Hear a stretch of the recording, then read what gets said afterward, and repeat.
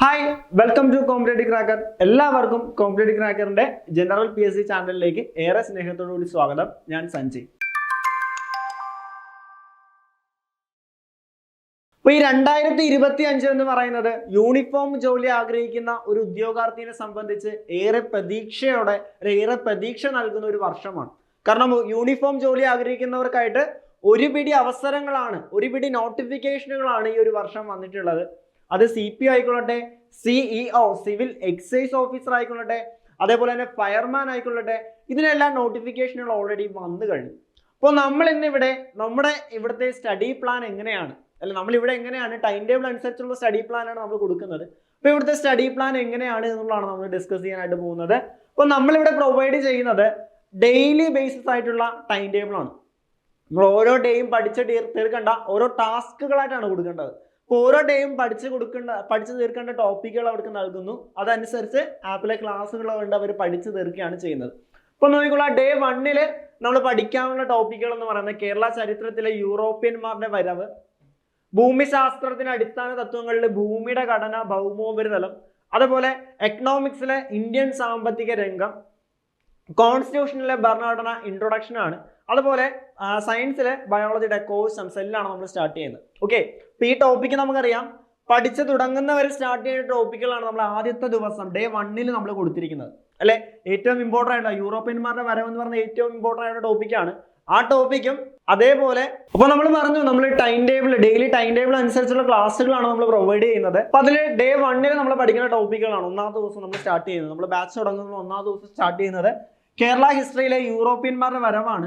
അതേപോലെ ഭൂമിയുടെ അടിസ്ഥാന തത്വങ്ങൾ, അല്ലെ, ഭൂമിശാസ്ത്രത്തിന്റെ അടിസ്ഥാന തത്വങ്ങൾ, ഭൂമിയുടെ ഘടന, ഭൗമോപരിതലം, എക്കണോമിക്സിലെ ഇന്ത്യൻ സാമ്പത്തിക രംഗം, ഇന്ത്യൻ ഭരണഘടനയിൽ ഭരണഘടന ഇൻട്രൊഡക്ഷനും, ബയോളജിയിൽ കോഴ്സ് എന്ന് പറയുന്ന ടോപ്പിക്കാണ് നമ്മൾ ഈ ഒരു ഫസ്റ്റ് ഡേയിൽ പഠിച്ചു തീർക്കുന്നത്. നമുക്കറിയാം, പഠിച്ചു തുടങ്ങുന്ന ഒരാൾക്ക് സ്റ്റാർട്ട് ചെയ്യുന്ന ഏറ്റവും ബേസിക് ആയിട്ട് സ്റ്റാർട്ട് ചെയ്യുന്ന ടോപ്പിക്കുകളാണ് ഇതെന്ന് പറയുന്നത്. അപ്പം ഈ ഒരു ടോപ്പിക്കാണ്, അല്ലെങ്കിൽ ഈ ഒരു ടാസ്ക് ആണ് നമ്മൾ ഡേ 1 കൊടുക്കുന്നത്.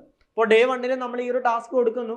അതനുസരിച്ച് ആപ്പിലെ ക്ലാസ്സുകൾ കണ്ട് ഇതിന്റെ വീഡിയോസ് കണ്ട് സ്വന്തമായിട്ട് നോട്ട് പ്രിപ്പയർ ചെയ്ത് ആ ഡേ നമ്മൾ കംപ്ലീറ്റ് ചെയ്യുന്നു. അതിനുശേഷം നമ്മൾ ഡേ 1 കഴിഞ്ഞു. നെക്സ്റ്റ് നമ്മൾ ചെയ്യാൻ പോകുന്നത് ഡേ 2 ആണ്.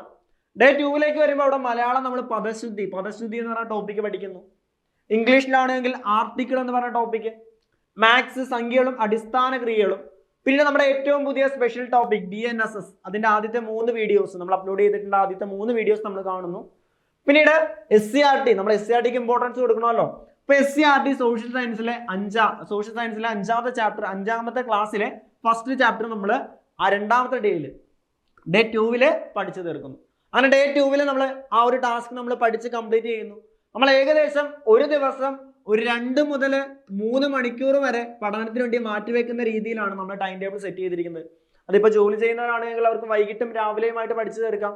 അപ്പം അങ്ങനെ ഏകദേശം 2 മുതൽ 3 മണിക്കൂർ ഒരു ദിവസം പഠനത്തിന് വേണ്ടി മാറ്റി വെച്ച് കഴിഞ്ഞാൽ ഈ ടൈം ടേബിൾ അല്ലെങ്കിൽ ഈ ടാസ്കുകൾ നമുക്ക് കംപ്ലീറ്റ് ആക്കാനായിട്ട് സാധിക്കുന്നു. അങ്ങനെ നമ്മൾ ഡേ 2 ടാസ്ക് കംപ്ലീറ്റ് ചെയ്യുന്നു. അത് കഴിഞ്ഞ് നമ്മൾ ഡേ 3 പോകുന്നു, ഡേ 4 പോകുന്നു. കണ്ടോ, ഈ പഠിച്ചതിന്റെ എല്ലാം കണ്ടിന്യൂവേഷൻ ആണ്. ആ യൂറോപ്യന്മാരുടെ വരവ് നമ്മൾ ഓൾറെഡി പകുതിയാണ് പഠിച്ചു വെച്ചത്, അതിന്റെ കംപ്ലീറ്റ് നമ്മൾ പഠിച്ചു തീർക്കുന്നു ഡേ 3 അല്ലെ?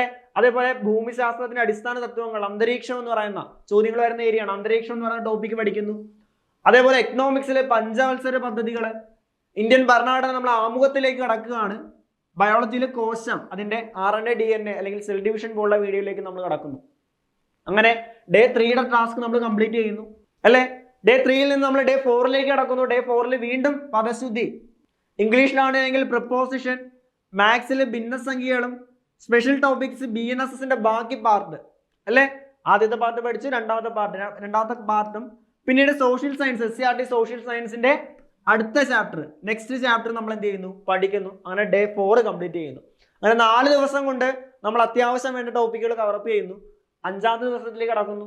5ാമത്തെ ദിവസം നമ്മുടെ ടൈം ടേബിൾ എന്ന് വെച്ച് കഴിഞ്ഞാൽ നമ്മൾ കേരള ഹിസ്റ്ററിയിലാണെങ്കിൽ നമ്മൾ തിരുവിതാംകൂറിന്റെ ചരിത്രത്തിലേക്ക് കടക്കുകയാണ്, അല്ലെ? യൂറോപ്യന്മാരുടെ വരവ് കഴിഞ്ഞ് നമ്മൾ പഠിക്കുന്ന തിരുവിതാംകൂർ ചരിത്രമാണ്. അപ്പൊ അതിന്റെ ഫസ്റ്റ് വീഡിയോ നമ്മൾ കാണുന്നു. അന്തരീക്ഷം, അതിന്റെ സെക്കൻഡ് വീഡിയോ, 2 പാർട്ട് വീഡിയോസ് ആണ്. അപ്പൊ അതിന്റെ സെക്കൻഡ് വീഡിയോ കാണുന്നു, അതിന്റെ നോട്ട് പ്രിപ്പയർ ചെയ്യുന്നു, ഇവിടെ പഠിക്കുന്നു. പിന്നീട് നമ്മൾ എക്കണോമിക്സ് പഞ്ചവത്സര പദ്ധതികൾ, 2 പാർട്ട് വീഡിയോസിന്റെ സെക്കൻഡ് വീഡിയോ കാണുന്നു, നമ്മൾ അതിന്റെ നോട്ട് കംപ്ലീറ്റ് ചെയ്യുന്നു, നോട്ട് പഠിക്കുന്നു. ഇന്ത്യൻ ഭരണഘടന പൗരത്വത്തിലേക്കും കടക്കുന്നു. ബയോളജിയിലെ കോഴ്സ് വിഭജനത്തിലേക്ക് നമ്മൾ എന്ത് ചെയ്യുന്നു, കടക്കുന്നു. അങ്ങനെ നമ്മൾ ഡേ 5 കംപ്ലീറ്റ് ആക്കുന്നു, ആ ടാസ്ക് കംപ്ലീറ്റ് ആക്കുന്നു. ഡേ 5 നിന്ന് നമ്മൾ ഡേ 6 പോകുന്നു. ഡേ 6 പഠിക്കേണ്ട മലയാളം വാക്യശുദ്ധി, പ്രിപ്പോസിഷൻ, വർക്കൗട്ടുകൾ, ഭിന്നസംഖ്യ, സ്പെഷ്യൽ ടോപ്പിക്സ്, NDPC ആക്ട്. അപ്പോൾ ഈ ടോപ്പിക്കുകൾ നമ്മൾ ഡേ 6 കംപ്ലീറ്റ് ചെയ്യുന്നു. അപ്പോൾ നമ്മൾ 6 ദിവസം കഴിഞ്ഞു, നമ്മുടെ ബാച്ച് തുടങ്ങിയിട്ട് 6 ദിവസം കഴിഞ്ഞു എന്ന് വിചാരിക്കുക. ഈ 7ാം ദിവസം നമ്മളിങ്ങനെ പഠിച്ചു പോവുകയല്ല, നമ്മൾ ഈ പഠിച്ച കാര്യങ്ങൾ മറക്കാനുള്ള സാധ്യത കൂടുതലാണ് അല്ലേ. നമ്മൾ ഒരു ദിവസം പഠിച്ചു കഴിഞ്ഞാൽ അടുത്ത ദിവസം അത് മറന്നു പോകും. അപ്പോൾ അത് എന്ത് ചെയ്യണം, നമ്മൾ പ്രോപ്പറായിട്ട് റിവിഷൻ ചെയ്യണം. അപ്പോൾ 7ാമത്തെ ഡേ എന്ന് പറയുന്നത് എന്താണ്, ഒരു റിവിഷൻ ഡേ ആണ്. ഇതുവരെ പഠിച്ച ടോപ്പിക്കുകൾ ഞാൻ പറഞ്ഞു, നമ്മൾ പഠിക്കുമ്പോൾ സ്വന്തമായിട്ട് നോട്ട് എഴുതണമെന്ന്. സ്വന്തമായിട്ട് നോട്ട് എഴുതി വെച്ച് കഴിഞ്ഞാൽ നിങ്ങൾക്ക് റിവിഷൻ ചെയ്യാൻ യൂസ്ഫുൾ ആയിരിക്കും. അപ്പോൾ ഇതുവരെ പഠിച്ച ടോപ്പിക്കുകൾ നമ്മൾ എന്ത് ചെയ്യുന്നു, ഡേ 7 നമ്മൾ റിവിഷൻ ചെയ്യുകയാണ് ചെയ്യുന്നത്. പ്രോപ്പറായിട്ട് നമ്മൾ അവിടെ റിവിഷൻ ചെയ്യുന്നു. അവിടെ റിവിഷൻ മാത്രമല്ല, ഈ ടോപ്പിക്കുകളുടെ എന്തും ഉണ്ടാവും, ഒരു റിവിഷൻ എക്സാം നമുക്കുണ്ടാവും, ഒരു മോഡൽ എക്സാം ഉണ്ടാവും. അങ്ങനെ നമ്മൾ റിവിഷൻ ചെയ്യുന്നു, മോഡൽ എക്സാം അറ്റൻഡ് ചെയ്യാനുള്ള ടൈമാണ് ഡേ 7 എന്ന് പറയുന്നത് അല്ലെ. ചിലപ്പോൾ നമുക്ക് പെൻഡിങ് ഉണ്ടാവാം, 1-2 ദിവസത്തെ പെൻഡിങ് ഉണ്ടാവും. അങ്ങനെയാണെങ്കിൽ നമ്മൾ ഒരു ഡേ 8 നമ്മൾ പെൻഡിങ് തീർക്കാനുള്ള ഒരു ഡേ ആയിട്ട് കൂടി കൊടുക്കും.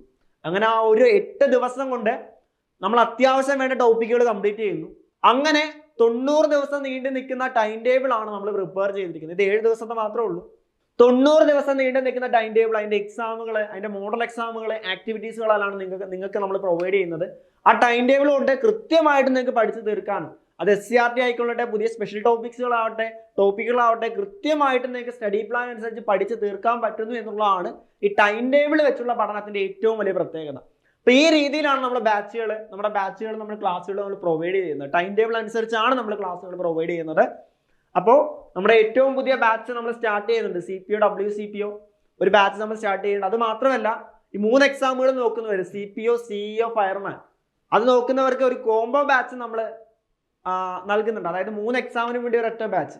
CPO മാത്രം നോക്കുന്നവർക്ക് സെപ്പറേറ്റ് ബാച്ചും, കോംബോ ആയിട്ട് നോക്കുന്നവർക്ക് അവർക്ക് സെപ്പറേറ്റ് ബാച്ചും ഉണ്ട്. ഇപ്പോൾ പുതിയ ബാച്ച് നമ്മൾ സ്റ്റാർട്ട് ചെയ്യുന്നുണ്ട്. ജോയിൻ ചെയ്യാൻ ആഗ്രഹിക്കുന്ന എല്ലാ ഉദ്യോഗാർത്ഥികൾക്കും താഴെ കാണുന്ന നമ്പറിൽ ഞങ്ങൾ എന്ത് ചെയ്യുക, കോൺടാക്ട് ചെയ്യുക. 90 ഡേയ്സ് കൊണ്ട് സിലബസ് കവറപ്പ് ചെയ്ത് കൂടുതൽ ആത്മവിശ്വാസത്തോടെ നിങ്ങൾ എക്സാമിൽ 90 ഡേയ്സ് കൊണ്ട് സിലബസ് കവർ ചെയ്ത് കൂടുതൽ ആത്മവിശ്വാസത്തോടെ നിങ്ങൾ എക്സാം എഴുതാൻ പ്രാപ്തരാക്കും എന്ന് ഞങ്ങൾ ഉറപ്പിച്ച് പറയുകയാണ്. അപ്പോൾ ടൈം ടേബിൾ അനുസരിച്ചുള്ള പഠനമാണ്. നിങ്ങൾ പഠിക്കുന്നുണ്ട്, പക്ഷെ പഠനം അങ്ങോട്ട് കംപ്ലീറ്റ് ചെയ്യുന്നില്ല എന്നാണ് നിങ്ങളുടെ പ്രശ്നമെങ്കിൽ തീർച്ചയായിട്ടും നിങ്ങൾ ഞങ്ങളെ കോൺടാക്ട് ചെയ്യുക. നിങ്ങൾക്ക് വേണ്ട സൊല്യൂഷൻ തീർച്ചയായിട്ടും ഞങ്ങൾ നൽകുന്നതാണ്. അപ്പോൾ മറ്റൊരു വീഡിയോ ആയിട്ട് നമുക്ക് വീണ്ടും കാണാം. Thank you so much.